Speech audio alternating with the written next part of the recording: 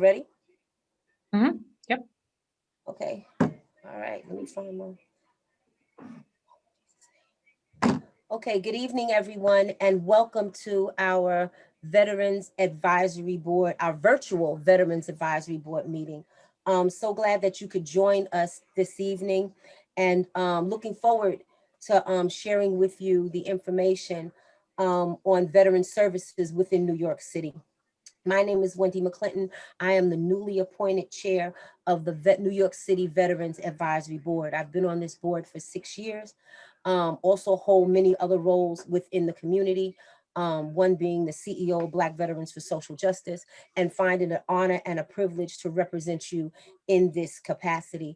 Before I introduce the new administration of this board and the other board members, I want to personally thank Todd Haskins, our former chair, and also Joe Bello, the former secretary of this board, for the great work that they've done and are still doing within our veteran community. And they're still here on the board with us. I just want to say thank you so much, and glad that you're still here to guide and lead and shepherd this new administration into servicing our nation's heroes and New York City's veterans. So let's go around. I want the board to introduce themselves, come randomly as you would, and let's have a great meeting. Thanks, Wendy. I'll go ahead and go next. My name is Mercedes Elias. I am a Marine Corps veteran. I was recently appointed as the secretary of the Veterans Advisory Board, and I've been on the advisory board for about a year and a half. So definitely happy to be in this position and happy to help. I represent Queens. I am the senior vice commander of the VFW Post in Astoria, Queens. I'm the vice president of the Women Marines Association chapter and very active in a lot of the nonprofit organizations throughout the city. Todd Haskins, Marine Corps veteran, represent Manhattan.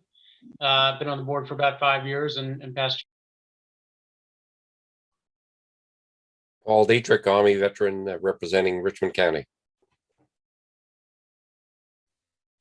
John Rowan, Vietnam veteran, national president, Vietnam Veterans of America. I've been on this board before it was a board, and I represent Queens.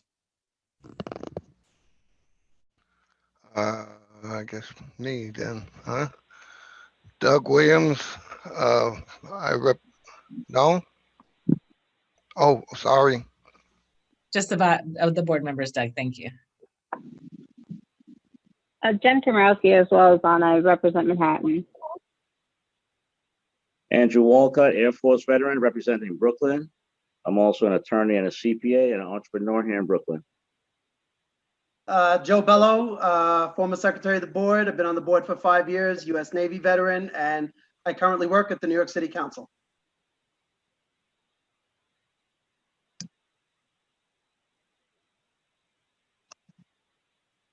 Wendy, I think that is all of our board members.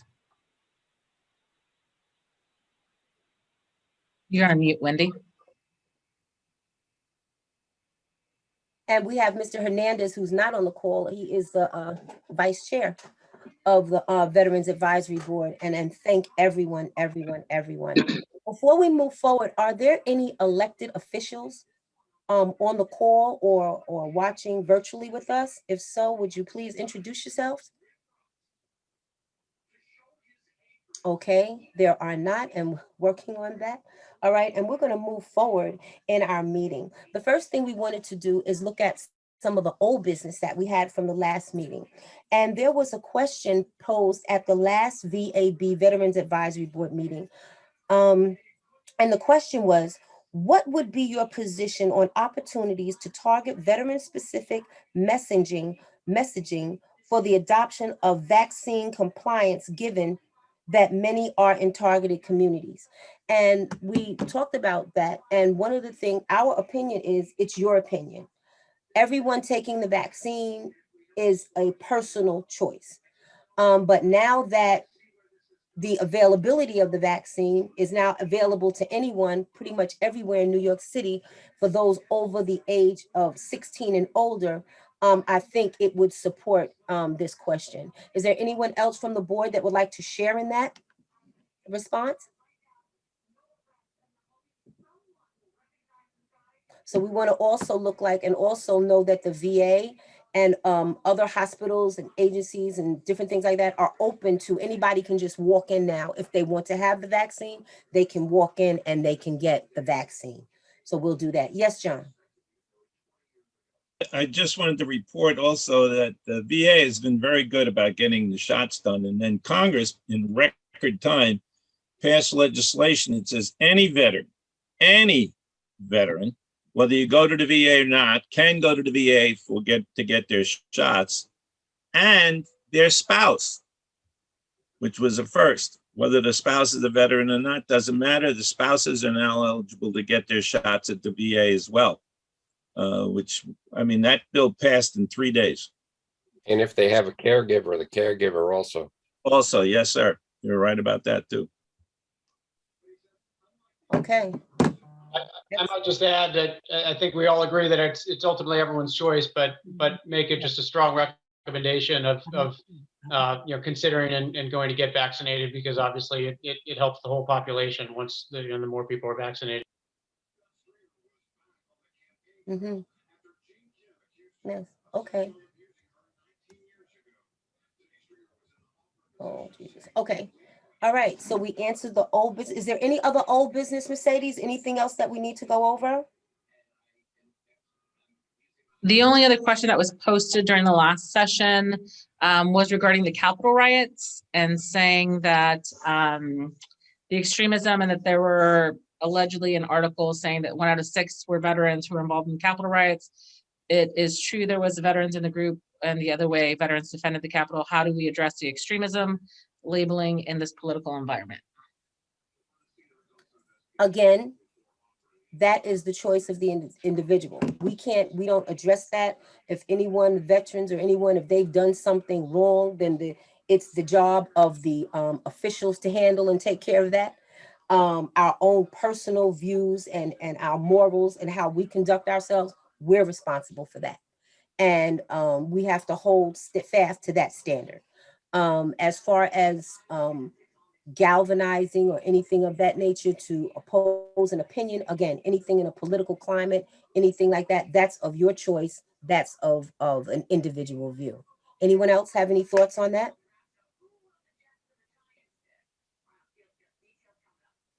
Anyone else?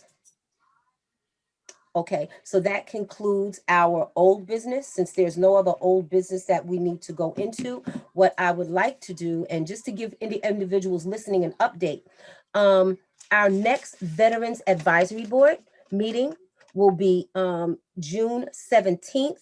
Please mark your calendars for these next 3 meeting dates: June 17th, September 15th, and November the 18th. Those are the next meeting dates of the New York City Veterans Advisory Board. Please put them on your calendar. Please, as soon as we get the information, we will get the information out to you. Share it with a veteran. Share it with your networks so that we can come in and we can come together to get the services and the issues or any issues that we have within New York City, the services for veterans done, and working with our DVS, which we have our commissioner here, Commissioner Hendon. And he's going to come in and give us some updates. I don't want him to talk too fast. I want him to take his time and share the information that he has, updates with that. After that, we're going to go over and look at the end of the year report on the Veterans Initiatives. So I'm going to introduce to some and present to others our commissioner of the Department of Veteran Services, Commissioner Hendon. Wendy, thank you so much. Also, just congratulations again as far as just being elected to chair of the board. Also, congratulations to Mercedes Elias, our newly elected Veterans Advisory Board secretary. And just want to just really give a thank you to the outgoing chair and secretary between Todd Haskins and Joe Bello. And just the legacy lives on as far as the great work that the VAB does. So on housing, on health, on employment, and then say a few alibis and then pass the mic back. As far as updates in the realm of food. And just to set the table, when anyone thinks about us, you can call us at 212-416-5250, 5250. Email us. It's connect@veterans.gov, connect@veterans.nyc.gov. The website is nyc.gov/vets, nyc.gov/vets, and the social media handle is @NYC Veterans. It's @NYC Veterans. So when I speak of food, you can find stuff at nyc.gov/vetfood. In addition to the other activities we do on the food front for the veteran community, something that's new, we're tied in with the nutrition kitchen initiative through the Department of Probation. So what this means is that twice per month in the Bronx, there's a location where veteran community members can go and receive fresh food, as far as everything from meat to dairy to vegetables, protein, things along those lines, packaged already, being mindful of COVID. So everything's already pre-packed, but fresh. And that is on Thursdays, as far as the second and fourth Thursday of each month through July. And in August, it'll be the first and third Thursday of the month. And once again, nyc.gov/vetfood, we put more details out, but it's the Nutrition Kitchen Initiative on top of other things we do on the food side of things. As far as health, nyc.gov/vet health, where you can go to learn more on health-related options. Something of note, we're working with our friends at the Public Engagement Unit to make sure that we're calling all veterans for whom we have contact information for to help them enroll in Obamacare for them and their families if need be. So if you need the New York State of Health, access to Medicare, Medicaid, et cetera. If you need that access to help enroll, we help there. At the same time, our friends at PEU are screening for those who are eligible for VA healthcare. So asking questions to identify if someone is eligible for it and then tying them in with our friends at the Harbor Healthcare Network or at the James J. Peters VA system. And so for health, more information, nyc.gov/vet health, and just know that we are reaching out to folks to help them enroll. If someone wants to have a callback to get assisted between you and your family getting enrolled in Obamacare, or for yourself getting enrolled in VA healthcare, you always just text 311. You can call 311, or you can text covered NYC to 877-877. So once again, call 311 or text covered NYC to 877-877. And the folks there are trained to not only do the civilian things right, but to screen you as far as your veteran identity, so we can make sure our VA friends can take care of you. When it comes to housing, nyc.gov/vet housing has several things listed available to community members. Two things I want to point out there. One of them is the Supportive Services Veteran Families Program, which is a program where if you have issues with paying your utility bills, issues paying your rent, and if you are at 50% area median income or lower over the last 12 months, then you're eligible to receive money to help with rent relief, with your utility payments. And that's courtesy of the Supportive Services for Veteran Families Program. Details, once again, nyc.gov/vet health about that. And the other one, on that same website, we've recently unveiled something we call the Housing Ladder, which is a step-by-step guide, if you will, of wherever I am in my housing situation, click here and it has resources for me. So you could be in a situation where you are in need of emergency shelter, emergency housing. There's a link there, you can learn of what to do and what your options are. You could be in a situation where you're thinking about affordable housing. There's a link to it, you can learn what your options are. You could be in a situation where you are a senior who's concerned with senior housing. You can click that part of the ladder, see what your options are, and you could be thinking about buying a house. You can also click to see the things available to you through your veteran identity. And so the different needs that can be accounted for here on that housing ladder, it's nyc.gov/vet housing. Last but not least, as far as the core ones for us, it's nyc.gov/vet jobs. Talks about several different offerings on the job side as far as job boards, workforce training, opportunities, nyc.gov/vet jobs.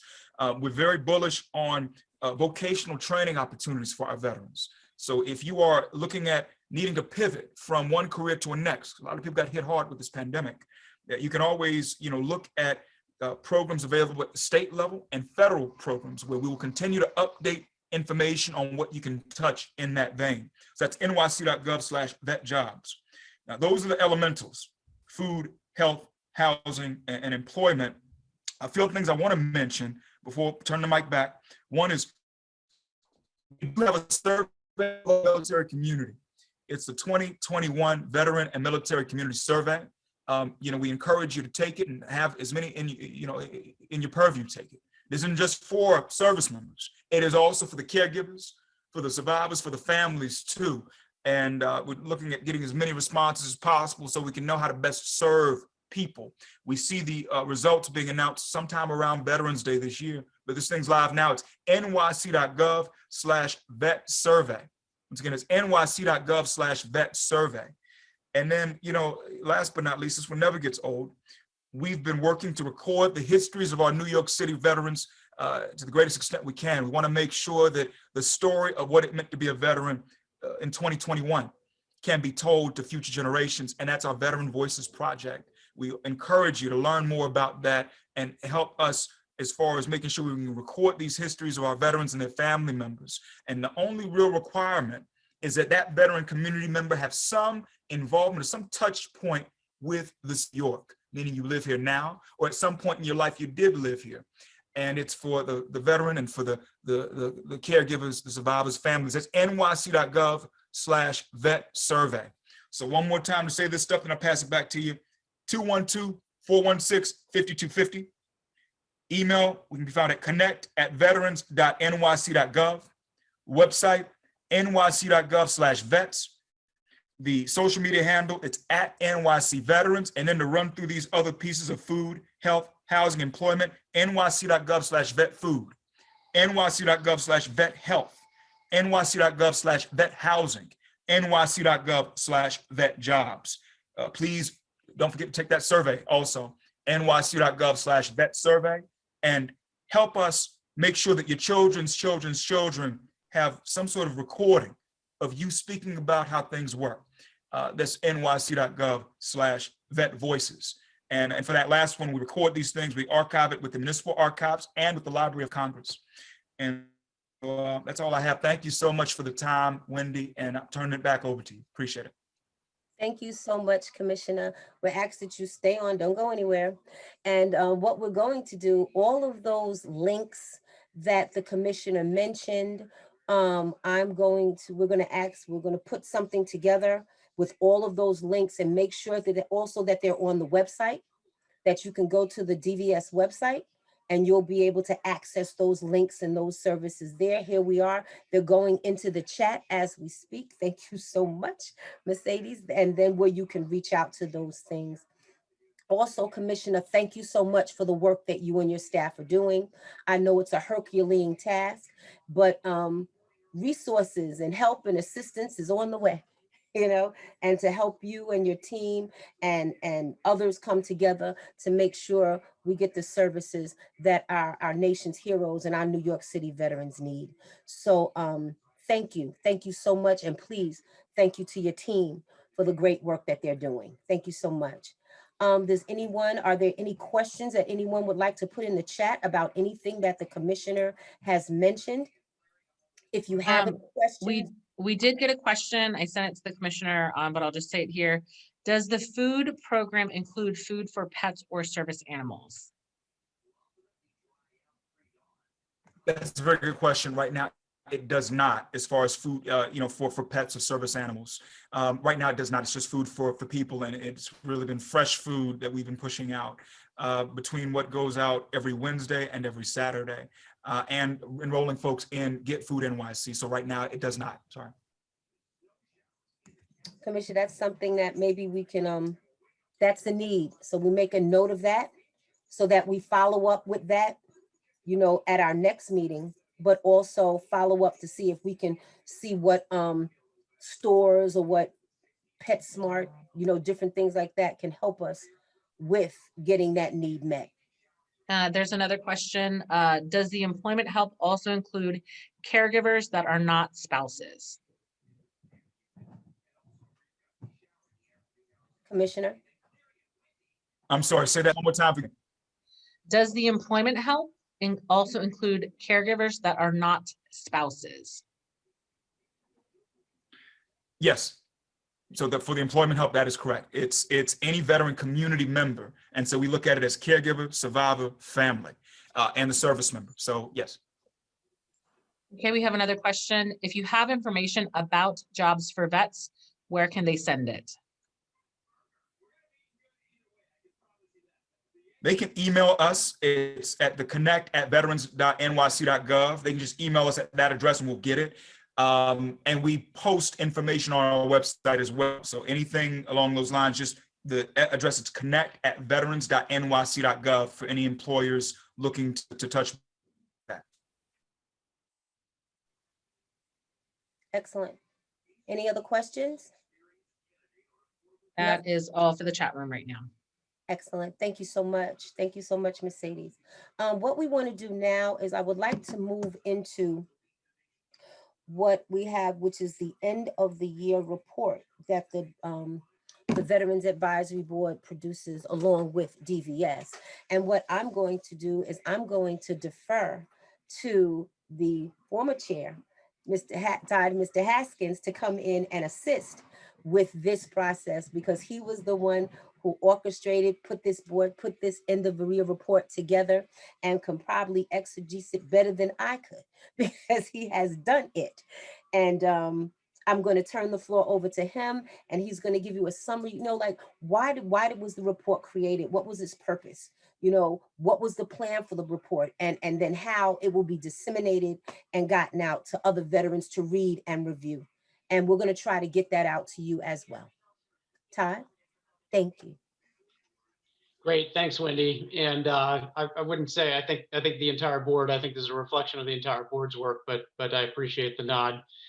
Just for background for everybody, the Veterans Advisory Board is an advisory board, as the name sort of implies, and there's a number of different mechanisms by which we provide that advice. Obviously, we consult frequently with the commissioner and with others, both electeds and non-electeds throughout the city government. And then by mandate or by law that established the law that established the Veterans Advisory Board, we're also required to have an end of year report or an annual report to report both on our findings. And we've chosen to use that as a tool to both remind and educate everyone, really every citizen of New York. We remind and educate why we celebrate veterans and why that's a value to all citizens, not just to veterans. And we also use this as a tool to be very public about both our recommendations, the challenges that we see the DVS facing, and the city as well, more broadly, because some of these extend beyond the DVS, as well as try and celebrate successes and make sure people that know the good work that the folks at DVS are doing. And so we try to be as complete as we realistically can. We also publish some of the data that is provided by city government and is collected by also under city law. So that's a bit of the background. To summarize quickly, because it's a 30 or so page report, 25-page report. That's been in a similar format and a similar length for 5 years or so now. I'll summarize the two big buckets of things. So one, we wanted to recognize a few of the achievements that the DVS has really done this year. And for background, obviously, when COVID struck and the pandemic struck at the beginning of last year, we suggested to DVS that the biggest help to veterans is going to be helping respond to COVID and helping with food security and all those sorts of things. And I would say that the DVS, really did respond in spades. They partnered with, both for-profit and nonprofit organizations, and helped distribute, helped identify, obtain and distribute 40,000 masks. They work with a lot of the VSOs to do that, and at least 25,000 meals through 2020, and obviously a number more that have since happened since then. Separately, they initiated a program that they call Mission Vet Check, which we think is really one of its kind across city government, as far as we know. And it really had the effort or the objective of reaching out to every single veteran who has received services from the DVS and checking in with them and seeing how they're doing, and really a nod to the whole buddy system and the camaraderie that I think is inherent in military service. And through that, they did it both themselves, but they also engaged a number of nonprofits and volunteers to help do that. Through that, made over 24,000 phone calls and developed over 1,000 service requests of people who they identified who needed help. And that was as of 2020. I think it's continued on, so the numbers are greater since then. And then lastly, Mission Home, which has been going on since 2013, I believe, is when it started, is the effort to end veteran homelessness. And so that it's an ongoing effort, and it's an effort, unfortunately, that will never end, because even when the new folks you identify, there's someone else who unfortunately falls on difficult circumstances. But last year they placed 183 veterans in housing. A couple of years ago, the city was certified as being by HUD, by the way, the Federal Housing and Urban Development, of being free of street homelessness for veterans. They just in February of 2021 housed the 1,000th veteran through this program. And I think as important, obviously, as ending veteran homelessness, I think when you think about this from a public policy perspective, and certainly from a city policy perspective, the vast majority of these resources were obtained through the federal government and others. So they effectively offset city resources that would otherwise be used to house other veterans, or to house anyone who's homeless. And as we know, there's a huge homeless epidemic in New York City. So we think it's a real model program, and we're quite proud of what they've done. The work isn't done. There's more to be done, as we and they and everyone all well knows, and understands. But it's been a good development. On the other side of the ledger, we also make very specific recommendations, and again, there's I think 19 of them in there. There's 4 that we called out as we try to highlight the most impactful recommendations. And the first one is really that the DVS is heavily under-resourced. They are staffed with about 1 to 14,000 constituents, which is a very, very low staffing number. It's hard to get exact and precise numbers, but many of their peer agencies are somewhere around 1 to 600. And so they get a lot of bang for their buck. And then particularly when you think about the additional federal, state, and nonprofit support that they help to provide and attract for the city, they're extremely under-resourced. And frankly, I think you could double the number of resources, and it would still be a good investment by the city in terms of helping just provide support. Secondly, we've talked a lot about veterans on campus, which again, just to give people the concept, everyone knows that veterans have the GI Bill, and there's about 12,000 veterans currently receiving the GI Bill and going to school here in New York City. New York City is the city that has the most non-New Yorkers who come here for post-secondary education.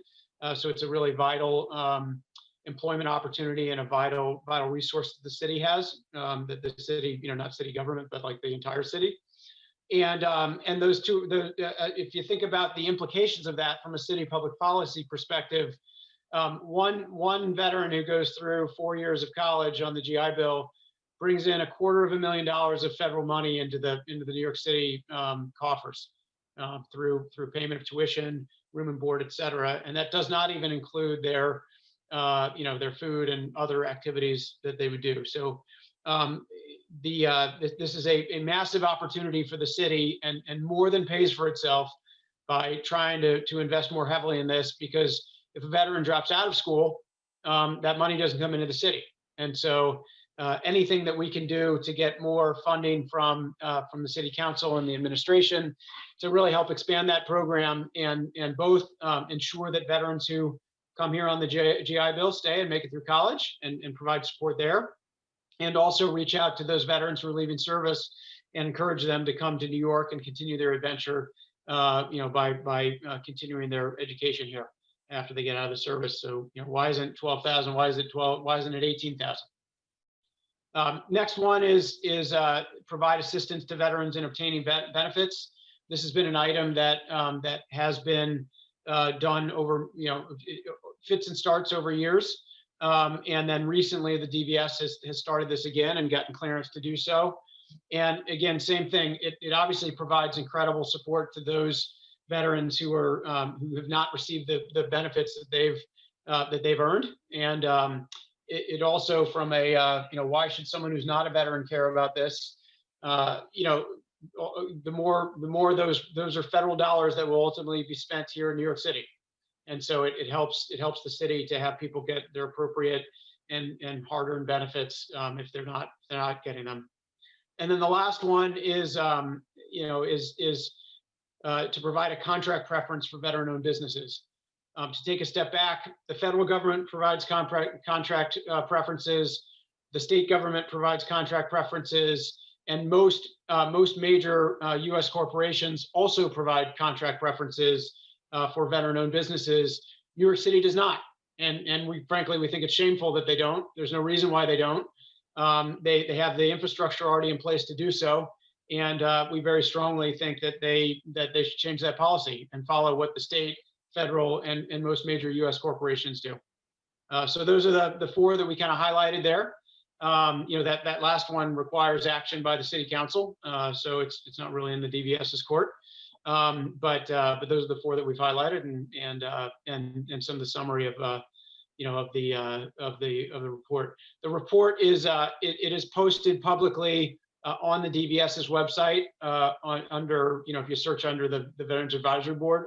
Both this report and all of the past reports are all saved there. So we're very public about it, and we do we're constantly trying to we don't have all the answers, so we're constantly trying to figure out how we can make public policy better. So as you guys who are in the audience here and participating see things that need support or could be done better, then let us know, let DVS know, and we'll think about how best to balance that with all the other needs that are out there. Wow. Todd, thank you so much. Thank you, thank you, thank you. I think that it's been posted in the chat, where also you can see the advisory board report for those of you who would like to read that in detail. Also, some information on post 9/11 GI Bill. I think Mercedes, there was a question. If anyone else has any questions about the report, or you want to read the report and have your questions answered, I think Mercedes, could you share, is there an email? I know, is there an email address that where we can submit questions after this meeting once the veterans have reviewed the report? If there's any questions, is there an email that we can send those questions to and get them answered? Yes, so anytime prior to the meetings, you can email connect@veterans.nyc.gov. At the same time, if you have any questions after reviewing the report, feel free to send those. The Department of Veteran Services will send all the questions to the Veterans Advisory Board for us to address in the next meeting. So again, that email is connect@veterans.nyc.gov. I will put that again in the chat. And then just for the question about the use of the GI Bill and getting it transferred to the veteran's daughter, the link to where and how you can transfer those education benefits has been posted in the chat, as well as some of the Veterans Advisory Board members did send that to them. Thank you. Wow, that new GI Bill is amazing because when I was in, we could not transfer. We had a time to use it or lose it. So I'm so glad that that's being allowed for our newer veterans, who have children and want to further or better their education. I applaud that. That's excellent. Does anyone have any other questions? Again, thank you, everyone. Thank you, VAB, for excellent report. Thank you, Todd. Is there any questions about anything else that we need to go over?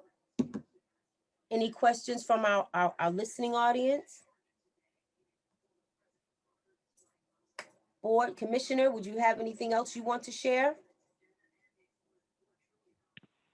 Nothing? Hi, I've got a question. I'm good. Hold on 1 second. Go ahead. Hi, my question is, my name is Richard Enoch. I'm calling from the Bronx, and I'm a veteran. And I've got one thing to say. I would like to address it to the city council person who's present. A fellow said he's representing the city council. About 5 years ago, the city parks department created a veterans benefit for the parks, where veterans can go for $25 a year to the parks and recreation centers. And it discusses in the writing of it where it says veterans are to be honored. They should be allowed to get out of their home go to the park house, enjoy the amenities, be among people. But what happened during this pandemic, they kicked the veterans out of the park houses, and they're using the park houses for things that are not really in their design. For instance, in Brooklyn, they were using the park houses to let people vote, and that's not really something that's in the park houses design. And where I live in the Bronx, they're using it to hoard children for school. So I'm not trying to say let's not help children, but they kicked the veterans out of the park houses, and they didn't close the park houses. So they're allowing people to go in and out of the park house. The park house is not closed without people. There was a lot of people going in and out of the park houses and using the park houses, but veterans with their veterans membership are not one of them. So they kicked veterans out, people with paid membership. So to become a member, you have to pay $25, you get a card, and you have to scan in and out. Veterans are not allowed in the park houses, but they are allowing people in the park houses. Like, for instance, like I said, in Brooklyn, they voted. And in the Bronx here, they have it as school. So they're using the park house for something outside of their stated mission, and they kick the veterans out. In addition to that, that's that law that I mentioned where the mayor signed it and the city council agreed to it. There's millions of words written about park houses and veterans. So it's really just not that specific thing, but they are not paying attention to any of that. They went on their own. And one of the bad things about this pandemic is if you have a certain thing in place, like a park house to help veterans, if you change the mission of the park house just because it's a pandemic, you're really causing two harms. The pandemic is still going to be affecting veterans, but if you take away the one thing that's designed to help them, you're hurting them two times, and they've done that. And veterans got kicked out last March. So, also, where I go in the Bronx, the Williamsbridge Oval, they say there's a park house in Brooklyn, deep Brooklyn, that all the veterans go to. So they're very hostile here. They want to turn, I guess it's funding or other things. They created the resource room to have training, like Microsoft training. So now they're trying to treat it like a classroom. So if you're a veteran who's using your card, even this is before the pandemic, they're kind of hostile. So the Parks and Recreation has to get looked at as far as the veterans membership and what they're doing with the parks. And then secondly, I would like to say, when I heard everybody introduce themselves, I didn't hear a Bronx member. So I would like to talk to everybody now and say, I would like to become the Bronx member because you don't have one. So it's two things. Anyway, thank you. Thank you so much, Mr. Emack, for your questions. Joe, is there anyone, Commissioner Joe, anyone know anything about the park houses that could address Mr. Emack's concern? First of all, let me backtrack a little bit. So I'll say, firstly, there are actually two members for the Bronx on this board, I being one of them. And the vice chair is actually the other one. So we do have two members. As far as the park houses, that is a Mayor de Blasio administration piece. He signed several executive orders leading into the pandemic. I know today that he announced he was going to open everything up by July 1st. So the thought is that that might be something that DVS might want to ask the Parks Department to get some clarification on and some guidance to get back to you on. Well, what they say a few things. If you call 311, another thing, people who they have working at 311, if you say, excuse me, I'm calling about the park house, they're hiring people that don't have general knowledge of even New York, and people at 311 don't even know what a park house is. They have to say Parks and Recreation Center or resource room or something. They have to. So there's a very disconnect in simple language. Like park houses really, they go across race, they go across income, they go across everything, because depending upon where a park house is located, the community uses that park house. And so there are poor people using park houses, but there are rich people using park houses also. There's people of color, there's Caucasian people, and there's veterans and non-veterans. And the people at the 311, they don't even know what a park house is. So I would challenge anyone here when they hang up tonight from the Zoom meeting, call 311 and say, I'd like to talk about the park house. They don't even know what park houses are. And you can call them probably 100 times out of 100, you'll get the same response from any different operator. So there's really no training in those types of people. And there's also, like I said, a very bad disconnect. And they threw the veterans out, just like they threw everybody else out, but they did not close the park house. They're using it for different things, what they say they want to use it for.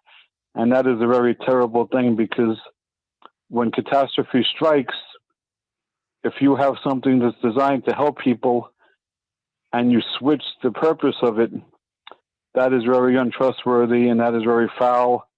And that's what they did. So, and it happened last March. They just, within one day, they put up these little pink icons on the computer, like the park house computer. It's green and white usually. They put up a little pink icon and said the park house is closed. But like I said, they didn't close the park house. They're using it for things other than what it's designed for. And really, that's something that somebody should get in trouble for. I mean, that's really not just being mean. That's like misusing the public trust. I mean, that's really what that is. And I would still like to be on the Bronx board. I would still like to become a Bronx member, because I live here and I use the park houses. And I'm telling you right now, they don't really care about veterans in the park houses without the $25 payment. Thank you, Mr. Emack, and we're going to look into that. We're going to have, I know Mr. Bello and Commissioner Hendon are going to take that initiative on, and hopefully we'll have an answer for you prior to our next meeting. But also looking at, as the mayor said today, with things opening up on July 1st, will everything go back to the way it was, or was it a temporary situation just to deal with the COVID pandemic? So yeah, temporary or not, it's the point I'm trying to say is, if you create something and say, in this case for veterans, when the catastrophe strikes, which it did, that has to remain. That is the point. That is the point of helping somebody. If you change it just because you have the excuse of a catastrophe, that is stealing. Okay, that is something that somebody should get in trouble for. So maybe it's temporary. Who cares? That's not the point. The point is, if it's designed to help veterans, that's got to be concrete stone that can't be moved. They moved it like you go to the bathroom. That's how quickly they moved it. They didn't. It wasn't hard for them to move it. They just moved it. And like I said, that's the harm right there. That's the foul, because it was designed to help veterans. It says in that $25 membership, the Mayor de Blasio wrote, veterans are to be honored. Veterans are to have a discounted price. Veterans are to be able to get out of their home, use the amenities, to be safe and in public. So I understand there's this catastrophe, but they didn't close the park house and not let anybody in. They closed the park house and let different people in. Yes. And that's the complaint. So I'm not complaining, is it temporary or is it fun or whatever. They changed it like you change your underwear. They woke up one day and changed their underwear, and that was the end of it. And that's the foul. That is the very foul part. Because it's designed to help specific people, and they decided to help who they felt like helping. And when they did it, they kicked out people who paid for memberships. So not only is it a park house for free, it's a paid membership. Mr. Mack, what we're going to do, that we have that. We've got everything that you said in the notes. We have Commissioner Hendon here, and we also have Mr. Bello here. We've taken on that initiative, and they're going to get back to you with a response. And thank you so much for bringing that up. Very important topic. Okay. Thank you. All right, but just keep it as, please just understand, just finally, it's not if it's temporary or not. That's not really it. The point is they created it to do something, and the second they had an opportunity to switch it, they switched it, and they did it with the ease that you put your underpants on. One day it's one pair, another day it's another pair. They didn't care. They didn't care about who they were disenfranchising. That's that's the harm. It's a harm that they did. They didn't do something that's, oh, it's temporary, it's okay. They stole veterans' benefits is what they did. And it's not a free park house. You have to pay for the membership. Yes, sir. So Thank you. We just Not- want to remind you that everybody has like a 3-minute limit to speak their piece. We Well, have just- your just number. to We make have sure- your number. We have your number, and the she staff didn't will get seem back to to you. understand. Ooh, wow. Thank you so much, Mr. Mack. We understand it and we got it. All right. We understand the insult. We understand the injury that has been done, and we're definitely going to look into that. Is there another question? There is another question submitted in the chat. It is, how are veteran benefits or Social Security benefits protected if veterans want to try to get a new source of income? Golden handcuffs, which is referring to veterans with mental health and physical issues that fluctuate. I don't know if there's anyone here on the board that can tackle that question. I think that's something that the Social Security Administration can answer that. And we can seek the question and we can try to get back to it at the next meeting. If you want an answer from your question, let us research, see what we can find out. Put your email in so that we're able to get back to you with an answer to your question. All right, Mr. VJ? So we're going to do that. Mr. Grower, am I pronouncing that right? I can't hear him. Sir, You're on, you need to unmute yourself. sir, you're on mute. You're on mute. We can't hear you. There we go. We can hear you now. No, He you went back on mute.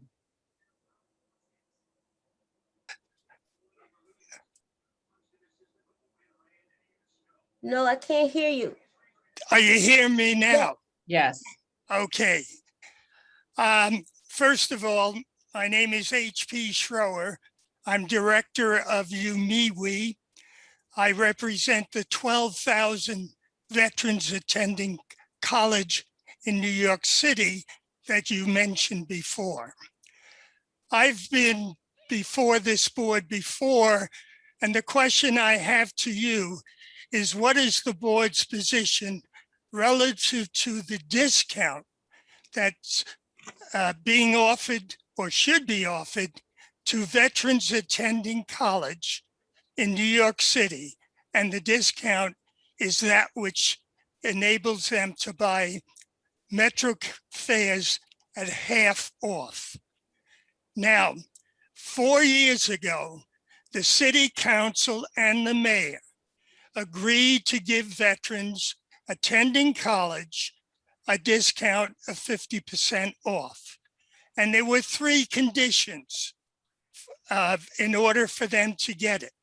1, they had to be honorably discharged. 2, they had to be attending school. And 3, they had to prove that that those 2 conditions were met. However, in the 3 years that this has been approved, only 400 of the 12,000 veterans attending college have gotten a discount. And the reason for it is the mayor changed the rules. And the requirement is today that the veterans have to report their income. And if their income exceeds the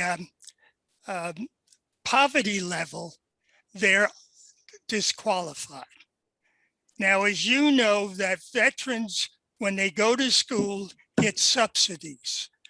And they also, many of them work. So just by virtue of this, the bulk of them are automatically disqualified.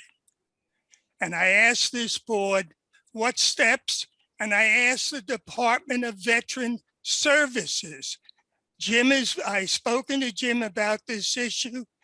He's been very attentive to it. However, no steps have been taken to do it. Now, one other issue, and that is what we've been attempting on the state level, is to get a law passed, I should say bills passed, that would give all veterans, not just those in college, but all veterans who are younger than 65, half fare on MTA transit.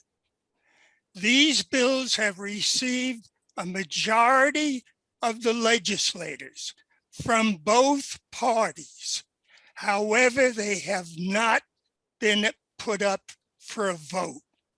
So what I'm asking this board is to write to Helen Weinstein, the assembly member, and ask her to put these bills up for a vote. It's before the legislature now, and we only have until June the 10th in order to accomplish this. Let me just add this factor. The MTA, as we all know, has had great difficulty financially. The bills that were created stipulate that the money provided will come from the state and not from the MTA budget. They will also be conditioned that they can only be used for a veterans discount. So the bills will cover all veterans. Those veterans that are out there that are younger than you're paying full fare on the MTA. To give you some insight as to what it costs a veteran, a young veteran today who's in his 30s will be spending during their lifetime over $60,000 to get to and from work. All we ask you is to make the phone calls. All we ask you to tell Albany, put your money where your mouth is. I thank you. I think that was, thank you so much, and we will definitely do that. Commissioner, did you want to share something based on this issue with the Metro card, or Mr. Bello? Well, I've spoken to HB. I've spoken to HB a number of times. We've had meetings with him at the council. I'm certainly aware of what he's saying, and you know, we'll continue to push with him to try to get this done. We did have a couple of years ago, we did have the money put into the budget for the Metro cards for the student veterans, but unfortunately, right when we were trying to work with the city to get it done, the pandemic hit. So, you know, I'm just waiting to see what happens in the future. Joe, I appreciate your efforts. As you know, the government has given the mayor and the state billions of dollars today, which is in excess of what they have been getting in the past. And it is designated specifically for transportation. So the excuse of not having the money, while applicable in the past, is not true today. I appreciate your efforts. I'd like to hear from Jim Hendon on this. Let me, I'll let Commissioner Hendon speak in a second, but let me just add one thing, because this proposal is 100% aligned with the concept of veterans on campus. The concept of veterans on campus suggests that the city council should find ways, other perks to make it easier for veterans to go to school here, so that more of them are likely to choose New York rather than Idaho or Ohio or Missouri or what have you. And so this concept is 100% aligned with that. Couldn't agree more. We've been saying it now for multiple years, and the city council has not taken action. Wait a minute. They did. Yeah, We I'm did. sorry. We did. Sorry. We absolutely did. We had it in the budget. We met with DVS in the fall of that year. I think we met with Cassandra Alvarez. We had a meeting at 250 Broadway. We were in line to start that program, and then again we got to the pandemic because we didn't make the fall semester, and we were seeing what DVS and DSS and HRA was supposed to be doing, and then we hit the pandemic. So we absolutely did have that money in the budget. Sorry, excuse me. That was wrong on that, but it just hasn't happened more broadly. Sorry about that. Can we hear from Commissioner Hendon? I want to say thanks so much, HP, as always, for just your advocacy, for just standing up on behalf of our people. And kind of like Joe, I know we've been talking with you for some time now. I'm going to defer to Vince Garcia from our team, who's really been voxel on these issues, just to kind of add any additional color on this. So Vince, our Director of Intergovernmental Affairs, is also on. Yeah. I might add, I heard from him, and he's reviewing the situation. He's been reviewing it for 2 years. I need say no more. Commissioner? Would you like me to take it from there, sir? You go for it, Vince. Yeah. And thanks so much, HP. I'll let Vince, yeah. Yeah, of course. I think the first thing is just really being able to recognize just that advocacy on HP, and I think bringing that attention to the board here and to the other members and those that are on the call today. I think what's really important is understanding the process to which legislation has been going through and to what status it is right now. What I can say right now is that we've had some conversations on the state hand side as well as our SLA, are kind of like my counterparts from City Hall that deal with state legislation. The big piece right now is the money that's required for was not included within the most recent budget that's done by the state. So I believe that the ticket price is around like $40 or $50 million. We've been having some conversations to see what's the best way to get that ball moving forward. But ultimately, we have to leave it up to the state legislators and particularly Senate Finance to see how they're going to move it, where this money is going to come from, where they're taking from that pool of money. And once that bill is actually able to leave committee, I'm certain that I can, echo the commissioners and say that out there that it is something that we would be willing to explore and potentially support. But the whole thing is that the bill has to leave committee, and it's been languishing in committee year after year. If the bill does not leave committee, that means that Senate Finance has not placed a ticket price on it. If they haven't placed a ticket price on it, we unfortunately do not know what the ramifications of the bill is going to cost, and therefore whatever enters the budget. So that's kind of like the big piece that's going on. But what I can say is that we are having some ongoing conversations. It is something that is important to us. And it's just something that we really need to be able to work with the state side and see what Senate Finance and those legislators can do, but it is top of mind for us in our agency. So I pass it back to the board, but I'd just like to thank HP again for his advocacy on that point.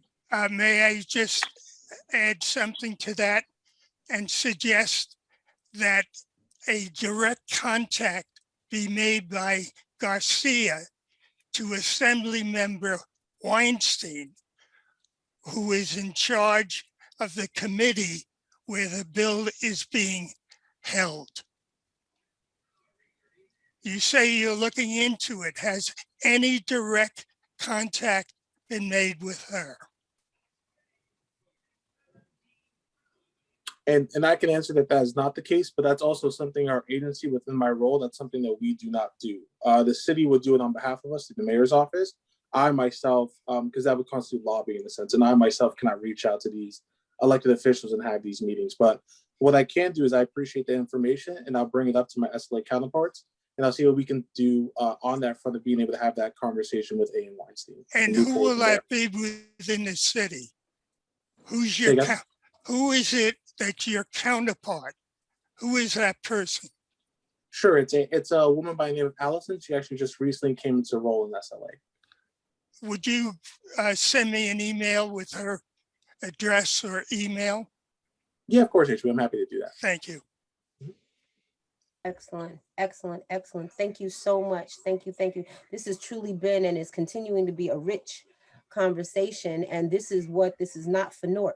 This is where we find out what's going on in the city with our veterans, where the stuck points are, where we need to move, what resources that they need to move and live a productive life within New York City.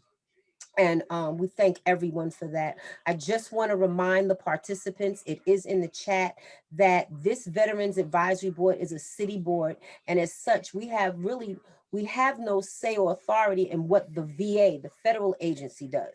We can make suggestions. We can try to work with collaborations. This is one of the things that we want to do this year. Is collaborate with other city agencies, other federal agencies, state agencies that govern veterans, and to see how we can work cohesively to get the needs that Mr. Emack and Mr. Stroh and some other individuals are discussing and asking. So this is good. This is not for naught. We want to make sure that we continue to get the word out about this Veterans Advisory Board, and you using us, your officials, your appointed officials, either by the mayor or by the speaker. We're not just sitting here to be appointed.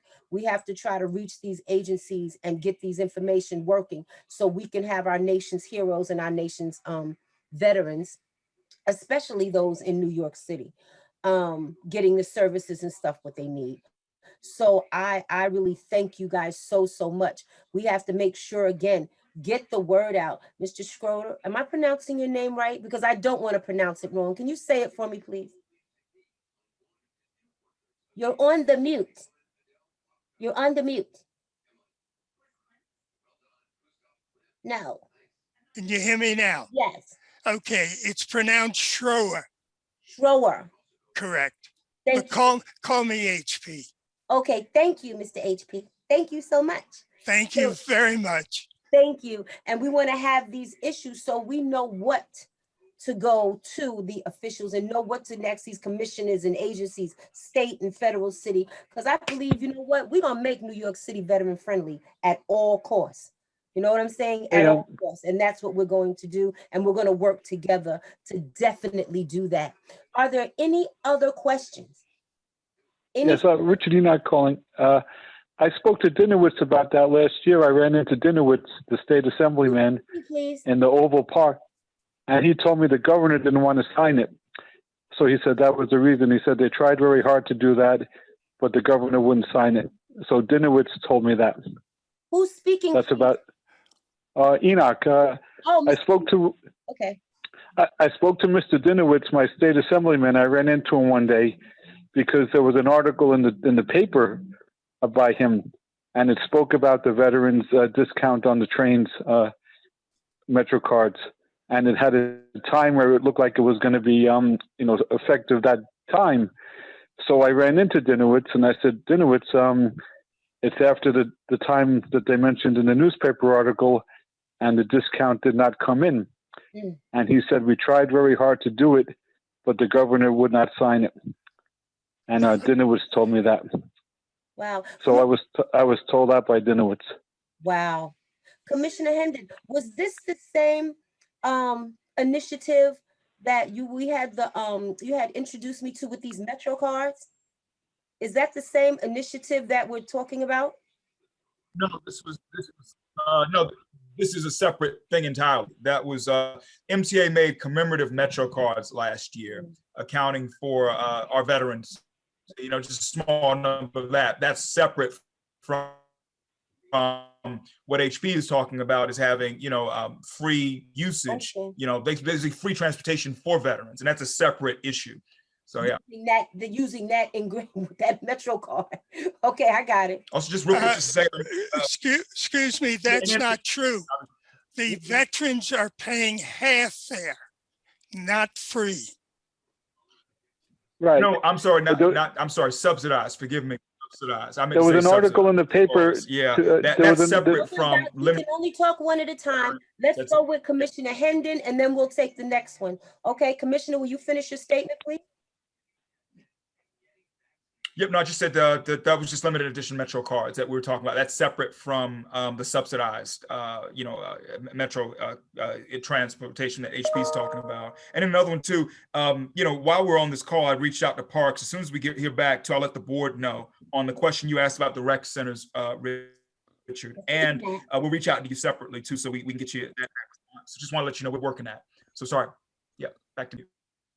Thank you, Ms. Ender. Mr. Emack, I hope you're still in the call and you heard that. Or Commissioner, maybe you can type your response, or Mercedes will type it in the chat so Mr. Emack knows that he, while we were talking on another issue, Commissioner Hendon did call the Parks Department and got a response to your question, Mr. Emack. And we're going to see if Commissioner can type it in the chat or get it to Mercedes and she can put it in the chat as well. Wendy, I haven't gotten a response yet. I'm waiting for a response. And as soon as I get it, if it's right now, of course, I'll share it. Whenever, as soon as I get it, I'll get it. But just know I was reaching out while we're all just talking. So yeah. And Mr. Enoch, I took note of the number that you're calling in from. So I'll make sure that the DVS staff has that so they can follow up with you on that. Excellent, excellent, excellent, excellent. Okay, thank you. Thank you so But much. the response from the Parks House, which I got, they kind of like, why smart people, like they give an answer that's not fit. That's what they usually do. They give a non-fit answer, like that they're talking to someone that doesn't matter. So it's really a conversation for the city council person who's sitting there. It's not the Parks, because they give a smart answer, like, you're too stupid to get a proper answer. So they just give you like a smart answer. So this is really not a question for the Parks. This is a question for like I said, the city council guy who's sitting there. It's because it's not the Parks. It's above the Parks. So you have to talk to the people who created the benefit. You don't have to talk to the Parks Department. You have to. The mayor wrote veterans are to be honored, so you have to talk to him, because he's the guy who's not honoring veterans. The Park House, they're just stupid people. They're just, they're just clowns in the process. They could care less. They go to work, they're getting paid, and when you talk to them, they don't talk properly back. So we don't need a question from the Parks Department. We need a question from the people who they report to. Number one, the city councilman who's on the phone, and the person who wrote the letter, the veterans are to be honored. Okay. I mean, they don't honor veterans. We'll make sure to get that information to you. And then also, Right. as I'm also hearing Mr. Emack, and it's probably something that we have to do across the board and look at it. We have to, develop and educate people on the language, so that they'll understand those needs and those things that veterans have. So like when you called 9311, and he says the Park House, somebody should know about that. If he talks about some other issues or anything that may be known, the verbiage or the lingo may be known in the veteran community, we have to now try to make that language and those terms and those things known in the city, so everyone is aware. Everybody is aware. Wendy, if I could say one other thing on this issue, Sure. just for the good of the group, and I put it in the chat as far as a link to it, but when Richard says Park House, it's the recreation centers he's referring to that the city's Parks Department operates. And since March of last year, so shortly after the state of emergency was declared, all recreation centers have been closed for the traditional usage. And so that's what he's talking about. So when I reached, my question is, when will the recreation centers reopen? So it's closed not only to veterans, but to all who would typically use it for its a traditional purpose as gym locations, et cetera. And right now we just want to know when they're open. And once we know that, we'll share it with Richard and with the board. Just to clarify that. Excellent. And then we can also, again, post it to the website, finding a general location where all the information that veterans need are on a website, open, up and running, accurate and up to date in real time. All right. And that's the way we can get more of the information out. And I think that's something we could do, utilizing the DVS website and some other social media streams as well. Thank you. Thank you. Thank you, everyone. Is there any more questions? Anything the board would like to share on anything that they've heard thus far? John? Yeah, I just want to bring everybody up to date. I participated yesterday afternoon in a Senate Veterans Affairs Committee hearing. After all these years of doing Vietnam veteran stuff and Agent Orange issues and dealing with toxic exposure questions in the military from the Gulf War to the present day, there were 9 bills on the agenda yesterday just dealing with toxic exposures. the people are actually getting serious, it seems, that these same bills will be brought up in the House Veterans Affairs Committee, I believe, next Wednesday or Thursday, I forget which, and they'll hold a hearing. The hearing yesterday was very interesting. I had DAV, VFW, myself, the lady from TAPS, and there was one other which escapes me at the moment. Anyway, the bills were really interesting. I was kidding Senator Tester, who's the chair now, and Senator Moran, who's the ranking member, that it looked like somebody cleaned out the committee's file cabinet. And they had bills dealing with Palomares, that's coming up. This is a site in Spain where a B-52 with nukes on it went down, and they had to send people in to clean it up as quickly and as surreptitiously as possible, which wasn't very possible, quite honestly. And unfortunately, they went in with no equipment, nothing other than their uniforms. And many of them are coming down with all kinds of illnesses, and the VA kept denying them. They had bills dealing with all kinds of toxic issues. There was another site that's been looked at for years that they kept avoiding. There was in 1966, another plane went down that led to all kinds of problems. They were just all of these different things, never mind what's going on in the Persian Gulf, what's going on with all of the toxic exposures in Iraq and Afghanistan from the burn pits. You can go to vva.org to get my testimony, and I believe they'll have some other issues with regards to what the hearing was all about. And as I say, the House Veterans Affairs Committee is going to hold a similar hearing next week. This is the biggest movement I've ever seen in regards to toxic exposures and getting the VA to deal with all of the problem children that we've had over all these years from Agent Orange in Vietnam to the present day. I only had 2 complaints to the Senate, and that was one, they weren't dealing with the children's issues at all. We know from our experience in Vietnam with Agent Orange that we're the only generation of veterans who have children that can actually file a VA claim if they have spina bifida. We think there's many more diseases that are associated with our service in Vietnam from our children. And we think that it goes beyond one generation to children, grandchildren, maybe even great-grandchildren. We have no idea because nobody's looking at it. And we believe that the same issues are going to crop up with the newer veterans from both the Persian Gulf War in 1990 and the present day wars for the last 20 years in the post 9/11. So I urge all of you who are involved in any of those wars, please stay on top of all of this stuff. The Vietnam vets are getting old. We're fading away, literally. Unfortunately, the problems that we had in Vietnam are not. And they've carried over to the generations afterwards. So I encourage you all to take a look at what the Senate did, take a look at what the House is going to do, and encourage them to look at even more. And we haven't even gotten into another new issue with regards to toxic exposure issues. And that's what's going on here in the United States. The state of New Mexico is suing the Air Force for water pollution. There are many other cases of that all around. Camp Lejeune was just the tip of the iceberg with problems with water.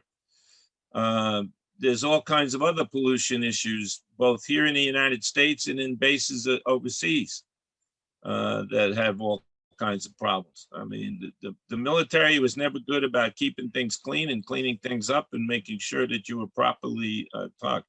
I know Joe can tell you about all of the folks who for years worked on scraping the aircraft carriers and cleaning up their decks and what happened to those gentlemen that mostly almost all men in those days. And now, of course, with the changes we've had in the military, and women, of course, now are exposed in greater numbers also. So I encourage all of you who are veterans, take a look at toxic exposures issues, how it may have affected you in your military service and what's going on, and see what the Senate and the House are doing and support them in their efforts, because they're going to need it. Because it's going to cost money, and nobody likes in the government to spend money on veterans, I can tell you that.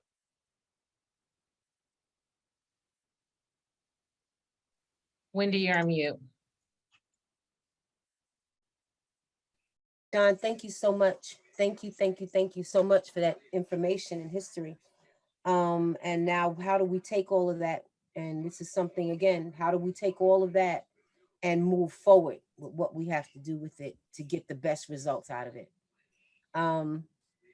Looking forward to see how we pick up the gauntlet on that and moving as well.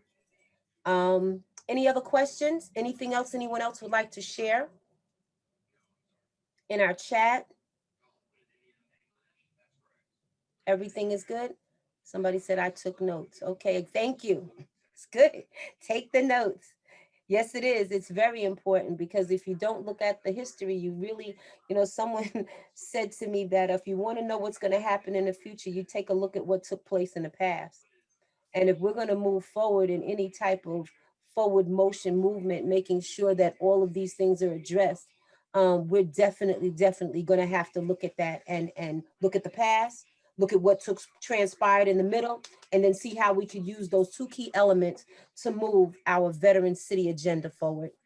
And on behalf of the board, of the Veterans Advisory Board, each and every member, those who tuned in with us this evening, we look forward to doing this again and bringing you back some other results, and then you bringing us more needs, and we're dealing with that with the various city agencies, not just those that are just veteran specific. There are agencies out there, churches, other developments that are doing great work with veterans and can be a voice to help advocate for us. And we're going to utilize those voices.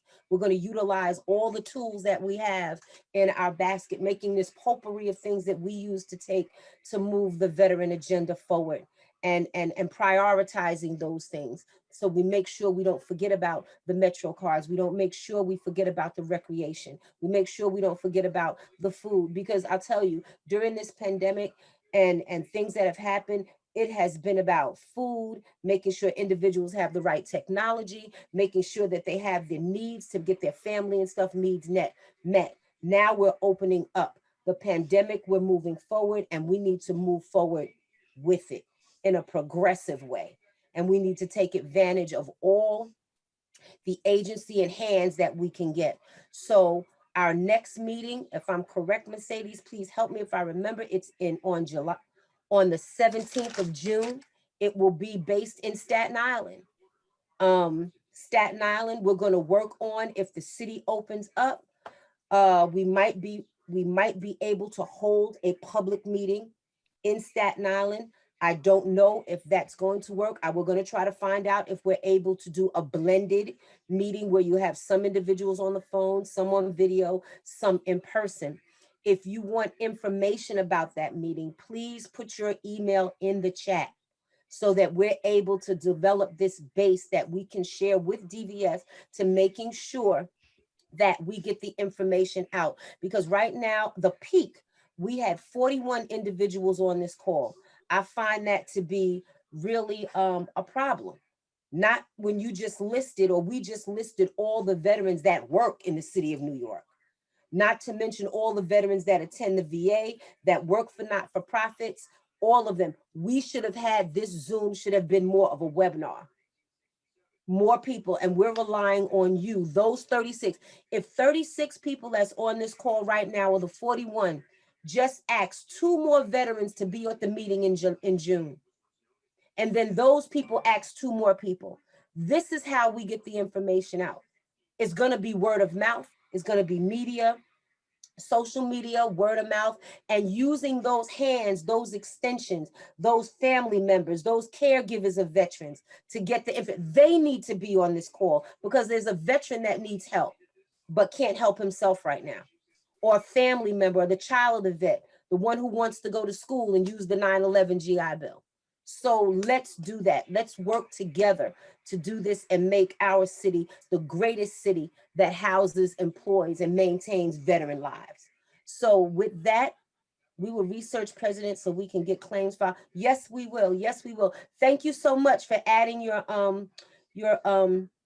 emails to the chat. Yes, we need that. I have 2 of my members from UL. Okay, excellent. Thank you so much, Mr. Taylor. Thank you. And thank you all of the organizations that are on the call. We appreciate you. We need you to get the work done.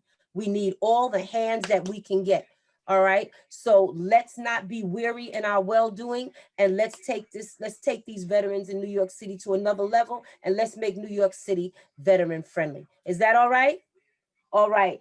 Thank you all so much for coming and attending. I appreciate you. We all love you, and thank you. Thank you. We're in this together.